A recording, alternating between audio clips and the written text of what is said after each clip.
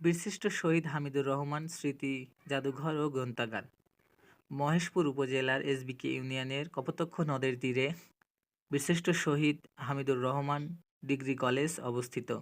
এখানেই মহেশপুরের বীরশ্রেষ্ঠ হামিদুর রহমানের স্মৃতি জাদুঘর ও গ্রন্থাগার অবস্থিত।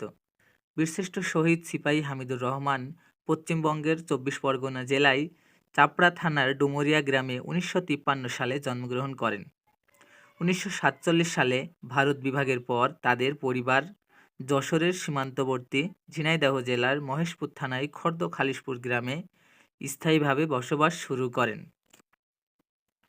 ১৯৭১ সালে ফেব্রুয়ারি মাসে তিনি ইস্ট বেঙ্গল রেজিমেন্টে যোগদান করেন।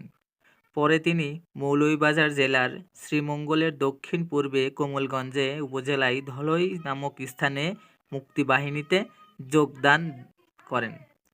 ২৮ অক্টোবর রাতে শত্রুপক্ষের গুলিতে শাহাদাত বরণ করেন বীরশ্রেষ্ঠ হামিদুর রহমান।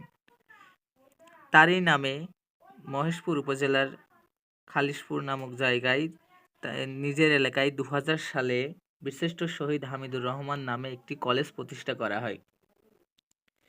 পরবর্তীতে ২০১৩ সালে কলেজটি সরকারিকরণ করা হয়। পরে নাম দেওয়া হয় সরকারি বীরশ্রেষ্ঠ শহীদ হামিদুর রহমান ডিগ্রি কলেজ।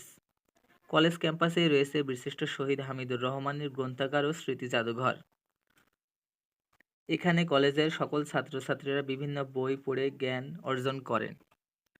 এছাড়াও হামিদুর রহমানের বিভিন্ন বই ছাড়াও বিভিন্ন লেখকের বই এই লাইব্রেরিতে আছে।